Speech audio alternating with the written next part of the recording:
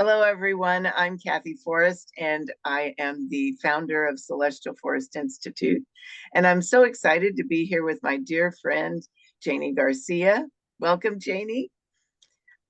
Janie is another Source Light High Priestess. She has been working with me for about 3 years. And if I remember right, Janie, back when you first started, um, you were a little hesitant about jumping into Priestess.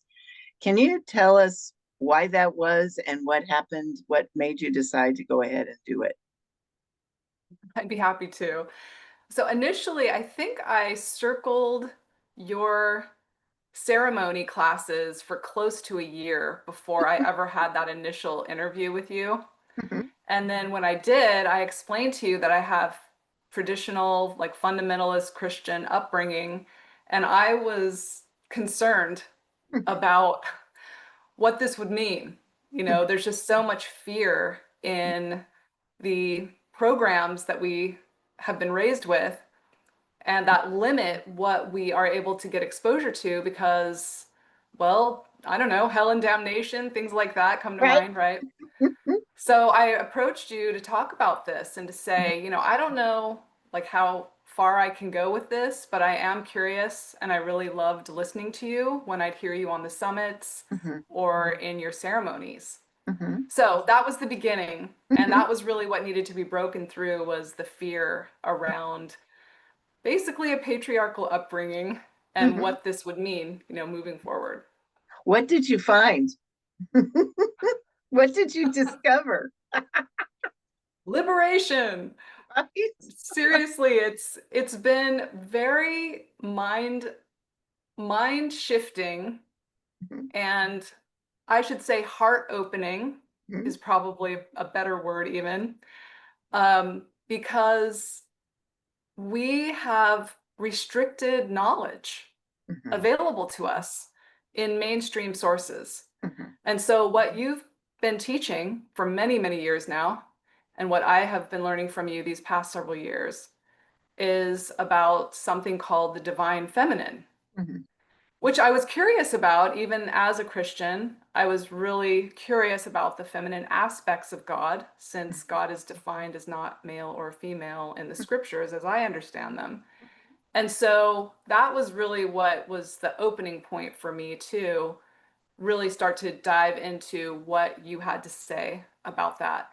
And there were times when I had to pause and Mhm. really like sit with the information, let it gestate, let me process it and see how I was feeling about it before moving on.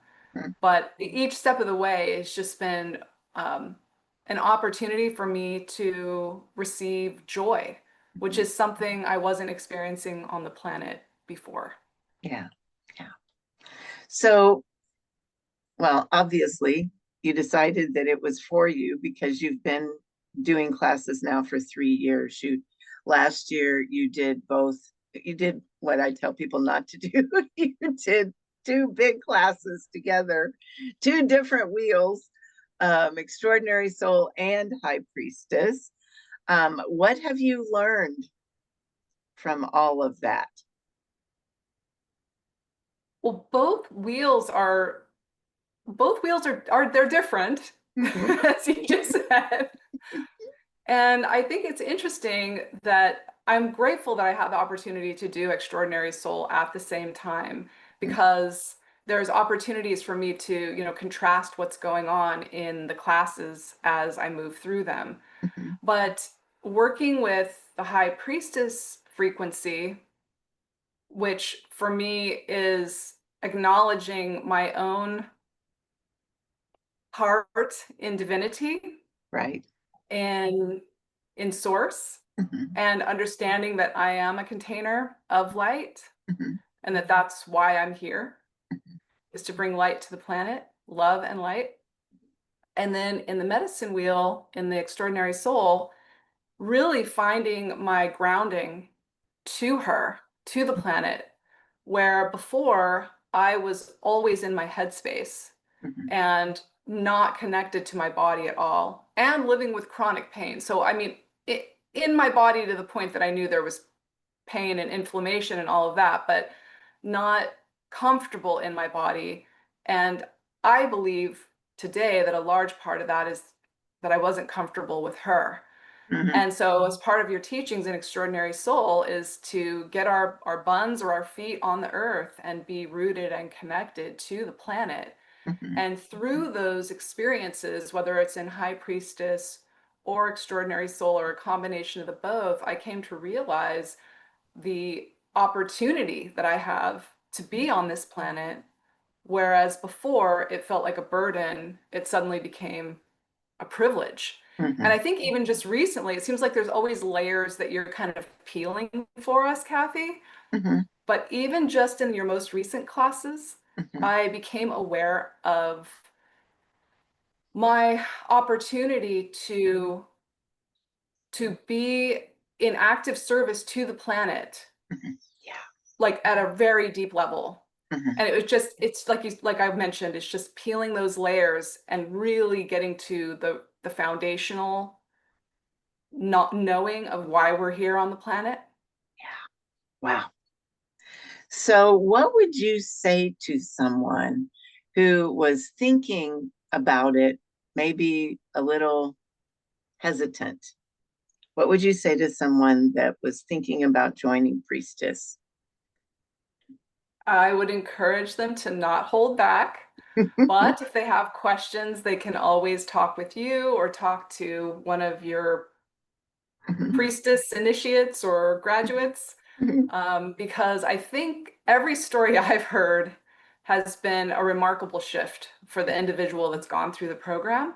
And I think a huge part of it is being able to hold ceremony for ourselves. So recently, I was not able to attend a couple of key classes in one of the programs because I was traveling. And then I came home and I knew it was time to get my work done. And I was able to spend, 2.5 hours in ceremony by myself because of all the teaching that you've provided so that I could get caught up in the work that we were doing.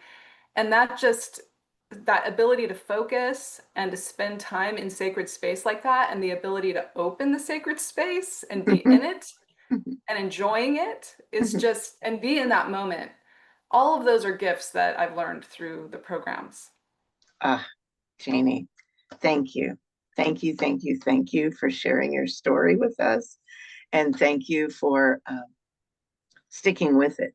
It's been a joy and a delight to hang with you. So, um, Oh, looking the forward pleasure's been toward, mine, Kathy. The pleasure's been all mine. well, both of our pleasures. How about that? Because, um, yeah, I'm looking forward to many more times of fun hanging with you. So,